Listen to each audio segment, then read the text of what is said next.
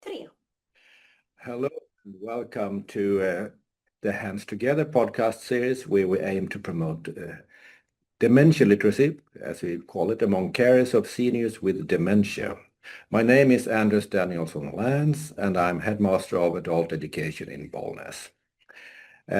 I'm also one of the partners of the Hands Together project representing Hälsingland's Education Association. And I'm here today in Sweden, we have to remember our country, of course. And I'm here today with Eric Link, Hello. who's a certified nurse with a long experience from caring for different target groups. Yes. So welcome. Thank you. Thank you. So what are the most common emotional reactions you see in people when they are first diagnosed with dementia? Yeah, when someone first receives a dementia diagnosis, the emotional reaction is often a mix of shock, fear, and sadness. Many patients feel overwhelmed because they know life is going to change, but they don't know exactly how. Some react with denial, insisting that nothing is wrong, while others become very anxious about the future, of course. I also seen some anger at the situation, at doctors, at family members, and for many the diagnosis challenged their sense of independence and control. So they were about losing their identity, their relationships, and their role in the family. So as a nurse, my job is not only to provide care, but also to listen and validate those feelings and reassure them that all through dementia brings challenges. Give them a feeling that they are not alone in this journey. Okay, and you talk a lot about fear and anxiety. How does that show with the person who is diagnosed with dementia? They are, I would say, very common in dementia, but they often not appear as spoken words. Okay. But so instead, patients might become restless, pace around the room, or appear agitated without being able to explain why. And some may cling to a caregiver, while others become irritable or even aggressive. Okay. Because they can't express their fear in other ways. For example, a patient who doesn't recognize their surroundings might believe they are in danger, of course, and others may resist personal care like bathing because it feels frightening when they don't fully understand what's happening. So it's important to remember that these behaviors are not bad behaviors, but expressions of distress. So by speaking calmly, using gentle touch, and creating a safe environment, then we can reduce anxiety and help patients feel more secure. And there's a lot of emotions going on. Yeah. You can feel that in your dialogue here. But how do they express emotions? Because if they are not able to express themselves in words, Yeah. because they're perhaps losing the words or Yes. the context of the words, how does that show the emotions? Yeah. So even when language is lost, their emotions are still very present, and patients may smile or cry or frown to communicate how they feel. So both the body language is incredibly powerful. They might reach out for your hand when you want comfort, or turn away when they are upset. So the tone of a voice is another clue. Even if the words don't make sense, sometimes it's very small gestures, like the way someone holds onto a blanket for security, or the way they light up when hearing a familiar song. So for us caregivers, it's important to pay attention to these subtle signals because they often tell us more than words ever could. So it's about learning a new language, the language of emotions, expressions, and behaviors. This sounds like not an easy task, but this must do something with the person itself, the person that is affected by dementia. Yeah. The patient. how do you think that dementia affects a person's sense of identity and self-worth? Of course, it can have a deep impact on how people see themselves.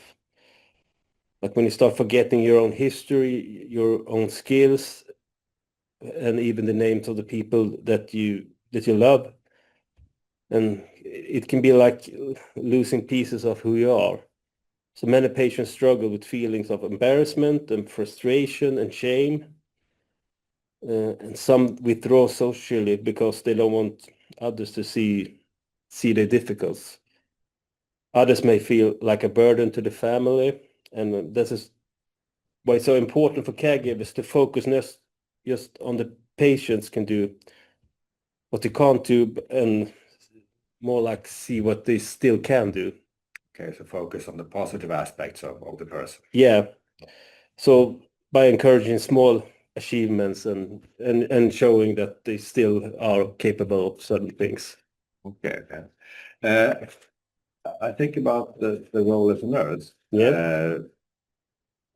If you lose your sense of yourself and your way to express yourself, how do you build trust? And is trust important as a nurse? Yeah, I would say that trust is absolutely essential in dementia care, and the patients are often vulnerable and may not fully understand what's happening around them. So they rely on us to make them feel safe. And if a patient don't trust me, they might resist care or refuse to eat or become distressed. So building trust requires consistency and patience and of course kindness. So and by kindness, I mean using your calm tone, respecting personal spaces, and showing them they're there to help, not to control them. So over time, even patients with severe dementia recognize familiar faces and voices. So um, that familiarity can bring some comfort to them. So you could say that the familiar patterns that you have with the patient Yeah. helps them to recognize you and feel safe with Yeah, you. yeah.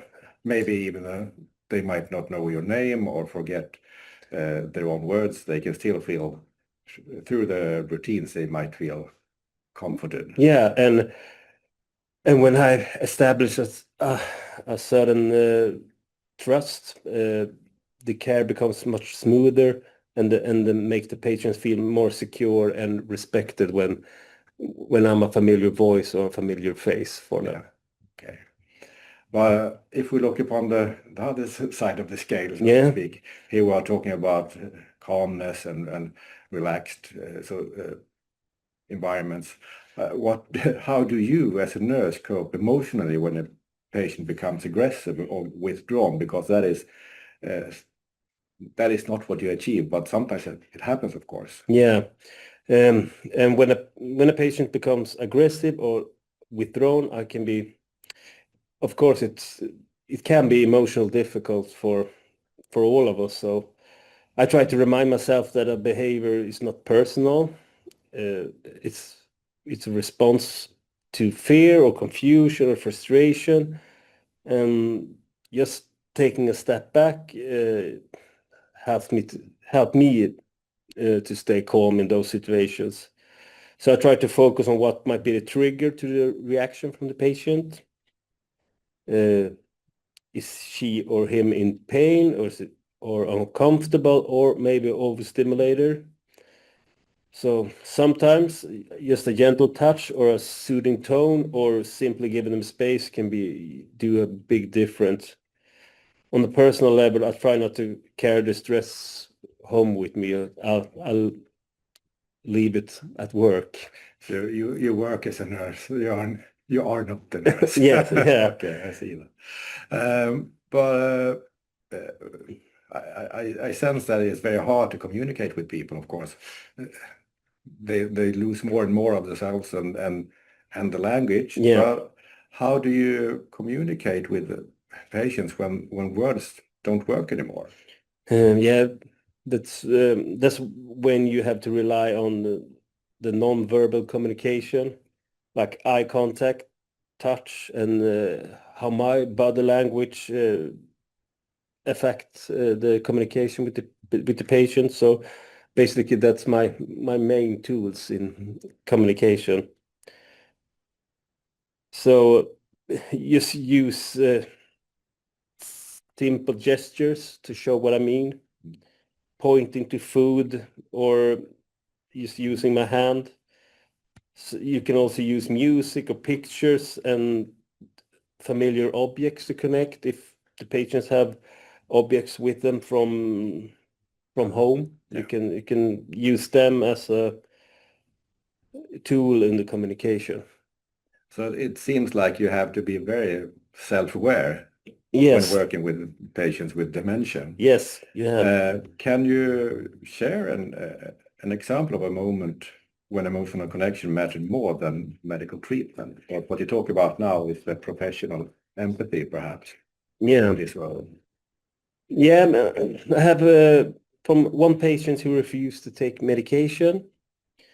So no matter much, we try to explain why it's really important. The patient just push it away, refuse to take it.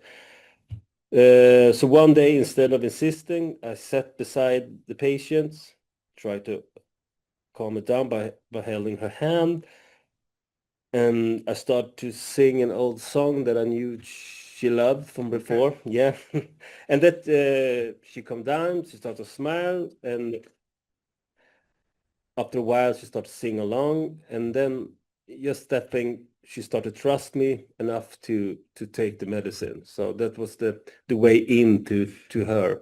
Okay, so singing lessons might be something we should implement in this education. Yeah, maybe it was the only time I got something out of my singing. Okay, So, yeah, that's good.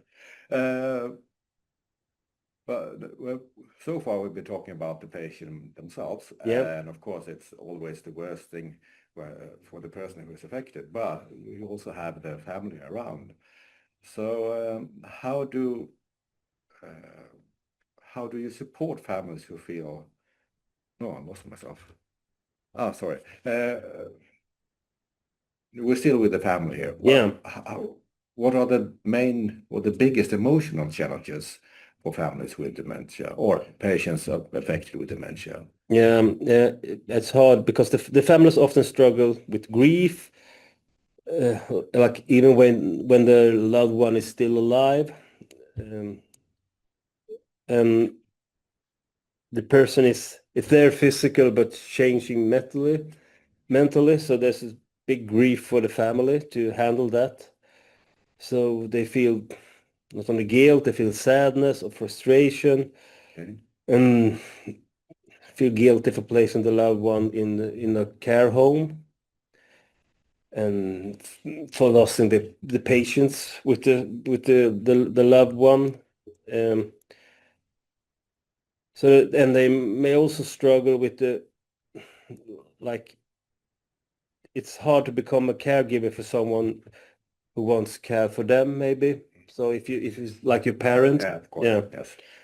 So Changing roles. yeah, so these emotional challenges can be like overwhelming and often families need as much support as the patients themselves in.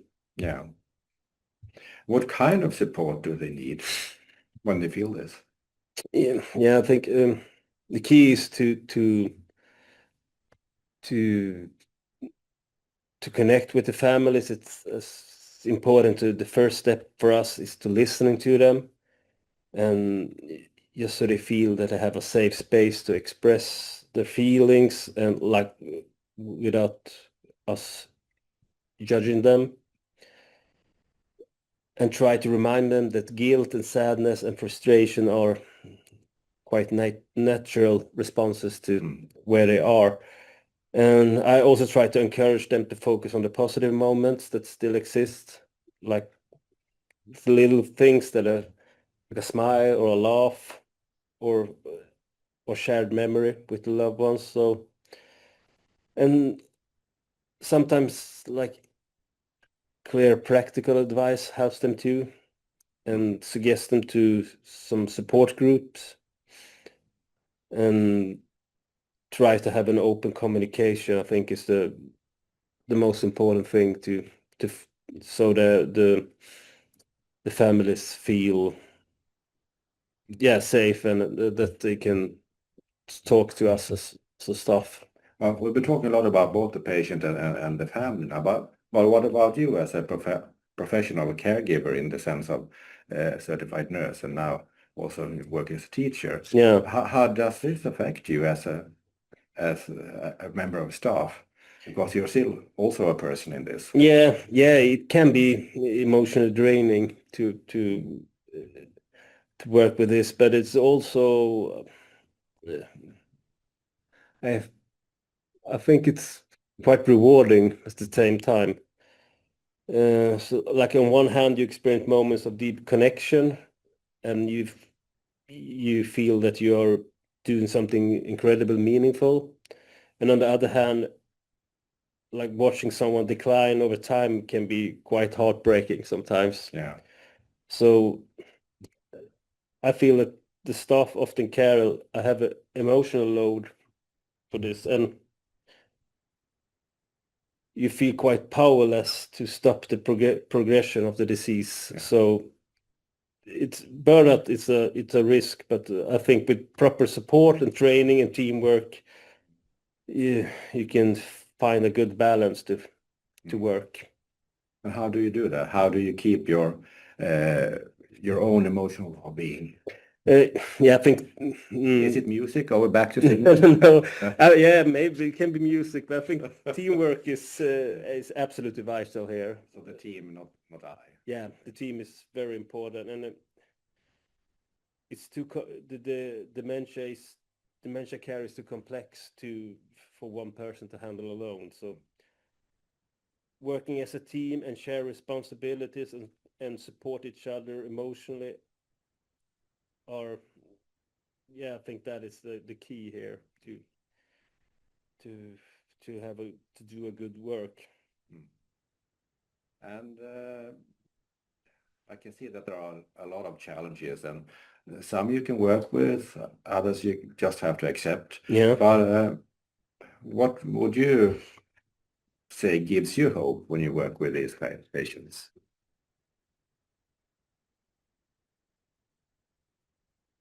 The sense of hope, the sense of being there. Well, what is the sense of that? What do you think? Yeah, Is it to meet the relatives? Is that where you feel the sense of hope to support them and help them to